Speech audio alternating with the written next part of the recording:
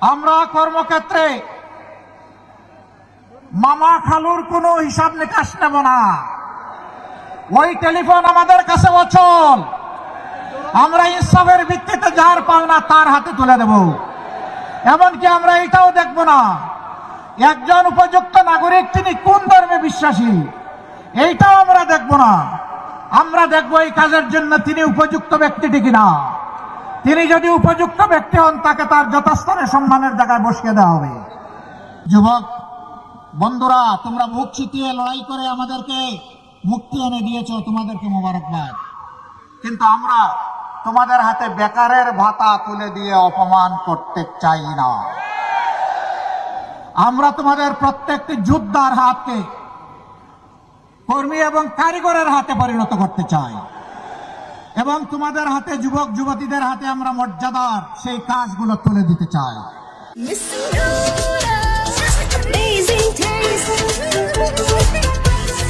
15.5 বছর শুধু আমরা নির্যাতিত হইনি, আরো অনেকেই নির্যাতিত হয়েছেন। তবে এটা সঠিক, আমরা যেভাবে নির্যাতিত হয়েছে সেইভাবে অন্য কেউ নির্যাতিত হননি। কারো অফিস সবগুলো বন্ধ ছিল না পুরোটা সময় জুড়ে। কারো নির্বাচন কমিশনের নিবন্ধন অন্যায়ভাবে বাতিল করা হয়নি। কারো দলীয় প্রতীক কেড়ে নেওয়া হয়নি। কারো নেতাদের ঘর বাড়ি বুলডোজার দিয়ে ভেঙে ফেলা হয়নি এবং শেষ পর্যন্ত দিশাহারা হয়ে কারো সংগঠনকে নিষিদ্ধ ঘোষণা করা হয়নি। এই সবগুলো ছিল জামাতে ইসলামের উপর চরম জুলুম। সেই সময় আপনারা আমাদেরকে আশ্রয় দিয়েছেন দেশবাসী, আপনারা আমাদেরকে ভালোবাসা উপহার দিয়েছেন, আপনারা সাহায্যের হাত বাড়িয়ে দিয়েছেন। মায়েরা আমাদের জন্য খাবার সংগ্রহ করেছেন, ভাইয়েরা আমাদের নিরাপত্তার ব্যবস্থা করেছেন। সেই দিন আমাদেরকে আশ্রয় দেওয়ার মানে ছিল নির্ঘাত আপনার সম্পদ, আপনার জীবন এবং আপনার ইজ্জতের উপর আপনি আক্রমণকে আহ্বান করে নিচ্ছেন। সরকারের কুপানলে পড়বেন, আপনারা তা পরোয়া করেননি। আমাদেরকে আপনারা আদর করে ভালোবেসে আপনাদের কুলে বুকে আমাদেরকে ঠাঁই করে দিয়েছিলেন। আমরা আপনাদের কাছে বড়ই ঋণী। এর ঋণ পরিশোধ করার কোনো শক্তি আমাদের নেই। মহান আল্লাহ তাআলার দরবারে দোয়া করি, যেভাবে আপনারা আমাদের জন্য নিরাপদ আশ্রয় করে দিয়েছিলেন, আল্লাহ যেন এই দুনিয়া এবং আখিরাতে আপনাদের জন্য সেই নিরাপদ ঠিকানা ঠিক করে দেন। আজ বলতে পারেন আমি এখানে দাঁড়িয়েছি বাংলাদেশ জামাতে ইসলামের পক্ষে কথা বলতে নয়। সেই 15.5 বছর মায়ের মুখ থেকে যে সন্তানকে কেড়ে নেওয়া হয়েছে, আমি ওই মায়ের পক্ষে আজকে কথা বলতে দাঁড়িয়েছি। যে বাবার বুক থেকে তার সন্তানকে তুলে নেওয়া হয়েছে, আমি সেই বাবার পক্ষে কথা বলতে দাঁড়িয়েছি। যে বোনটির বুক থেকে তার স্বামীকে উধাও করা হয়েছে, আমার সেই বোনটি, আমার মজলুম বোনটির পক্ষে আমি এখানে দাঁড়িয়েছি। যে 25 সন্তানগুলোকে এতিম করা হয়েছে, আমি সেই এতিম অবস্থার পক্ষে এখানে দাঁড়িয়েছি।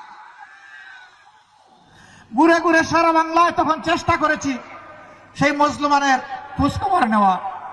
তাদের দুয়ারে গিয়ে হাজির হয়েছে জীবনের রিস্ক নিয়ে। আমি তাদের চোখের কোনায় তরল পদার্থ দেখেছি। সেই তরল পদার্থ চোখের সাধারণ পানি ছিল না। তাদের আপনজন প্রিয়জন হারানো যে মানুষগুলো দুনিয়া থেকে চলে গিয়েছে, তাদের রক্তের ফোঁটা আমি চোখের কোনায় দেখতে পেয়েছিলাম।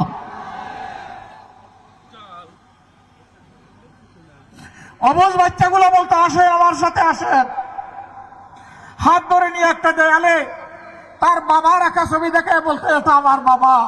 আমার বাবা কি আর আসবে?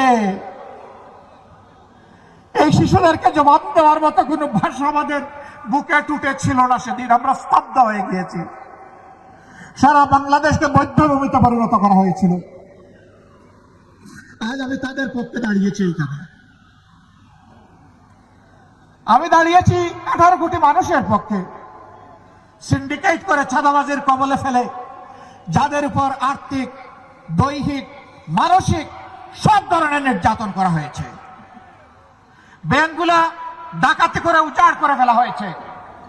শেয়ার মার্কেট লুট করে কমপক্ষে 284 জন মানুষকে আত্মহত্যায় বাধ্য করা হয়েছে। লক্ষ লক্ষ পুঁজি বিনিয়োগকারীকে, তরুণদেরকে রাস্তায় বসানো হয়েছে। আজ আমি তাদের পক্ষে দাঁড়িয়েছি। আমি তাদের পক্ষে দাঁড়িয়েছি যারা এদেশের মানুষকে গোলাম বানিয়ে নিজেরা জমিদার হয়ে বসেছিল, তাদের বিরোধিতা করতে গিয়ে যারা আওয়াজ তুলেছিল, তাদের কণ্ঠ স্তব্ধ করে দেওয়ার জন্য জনগণের টাকায় কিনা অস্ত্র থেকে গুলি ছোড়া হয়েছিল। 24-এর বিপ্লবের সময় শিশু থেকে বৃদ্ধ, বোন থেকে ভাই, সেই টেকনাফ থেকে তেতুলিয়া, জাফলং থেকে সুন্দরবন, সবাই নেমে পড়েছে। মা তার 10 মাসের কুলের অবুজ শিশু নিয়ে রাস্তায় নেমে পড়েছেন রাজধানী ঢাকার উত্তরায়। সাংবাদিক বন্ধুরা প্রশ্ন করেছে, মা আপনি এই সাংঘাতিক কাজটা করতে গেলেন কেন? তিনি জিজ্ঞেস করলেন, আমি কি সাংঘাতিক কাজ করলাম? বলে যে এই যে কুলের অবুজ শিশু নিয়ে আপনি রাস্তায় এসেছেন, মুহুর্মুহু গুলি আর টিয়ারশেলের ধোঁয়া, যদি কোনো কিছু হয়ে যায় কই কি হতে পারে? কই গুলি এসে আপনাকে আপনার সন্তানকে খতম করে দিতে পারে।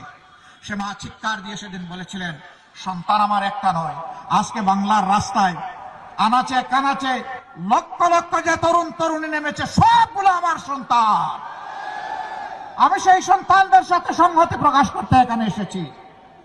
আমি তাদেরকে সাহস দিতে এসেছি।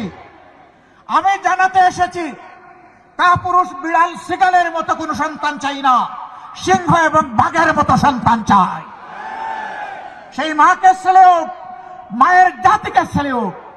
সেদিন মায়েরা রাস্তায় নেমে এসেছিলেন বলেই জালিমের অস্ত্র বুতা হয়ে পড়েছিল।